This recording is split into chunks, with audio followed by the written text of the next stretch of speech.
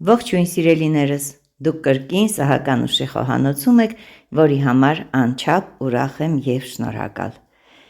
Այսօր, ինչպես տեսնում եք, պատրաստել եմ շատ հետաքրքիր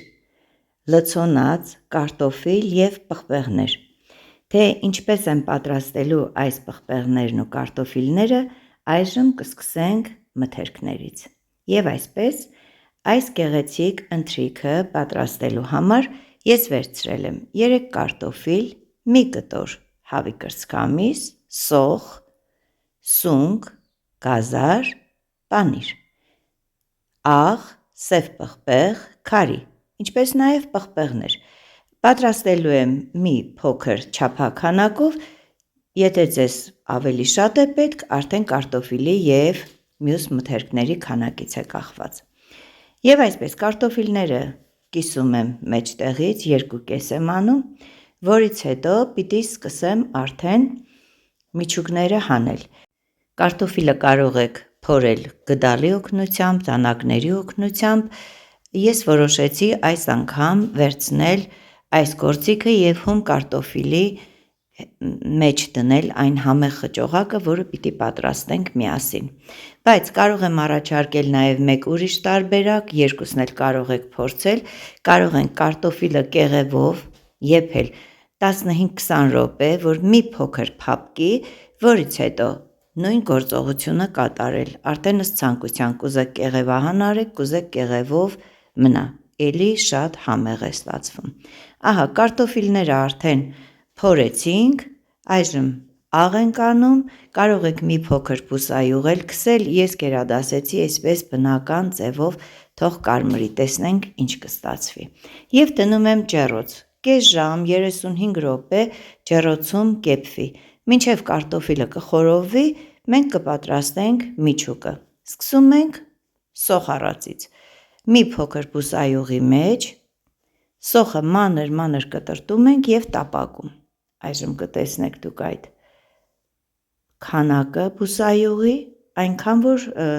տապակի հատակը ծածկվում է, մինչև սոխը կսկսի եփվել, քերիչով անց եմ կացնում գազարը, ահա այսպիսի գեղեցիկ տաշեղներ են ստացվում, սոխը արդեն համարյա թե եփվել է, գազարը ավելացնում ենք, մինչև գազարը մի փոքր տապակվի և փափկի, սոխը արդեն ոսկեգույն երանգ կունենա։ Այժմ ավելացնում եմ աղ, սև պղպեղ և քարի։ Ամենը լավ խառնելուց հետո արդեն յուղի միջից վերցնում եմ, քամում եմ։ Այժմ կտրտում ենք սունկը, ես կտրտում եմ այսպես, դաշտի սունկ է, թարմ, հենց նոր քաղած, տեսնում եք ինչքան գեղեցիկ է, և այժմ նույն բուսայուղի մեջ, ինչի մեջ որ սոխն ու գազարն են տապակվել, ավելացնում եմ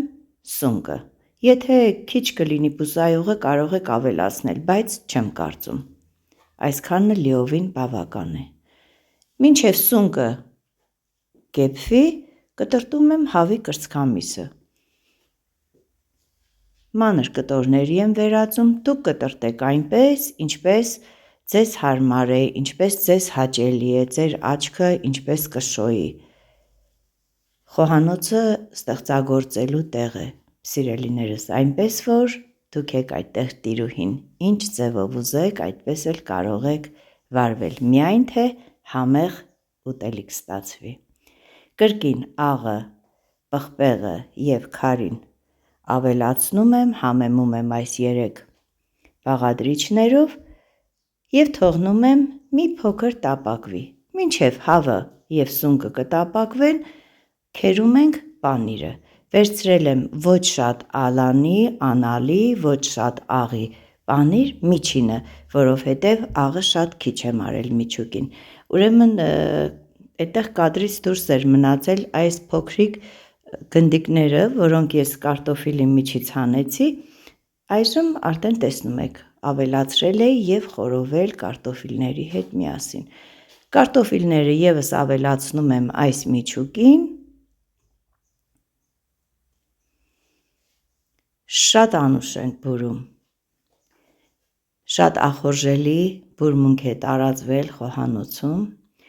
Ահա, այսպես լցոնում եմ կարտոֆիլները, իհարկե միջուկը ավելացավ, նախատեսել էի արդեն, և այս 3 կես պղպեղները։ Նույնպես պանիրով ծածկում եմ, ասացի պանիրը աղի է, դրա համար շատ չեմ լցնում, մի քիչ աղ ունի իր մեջ։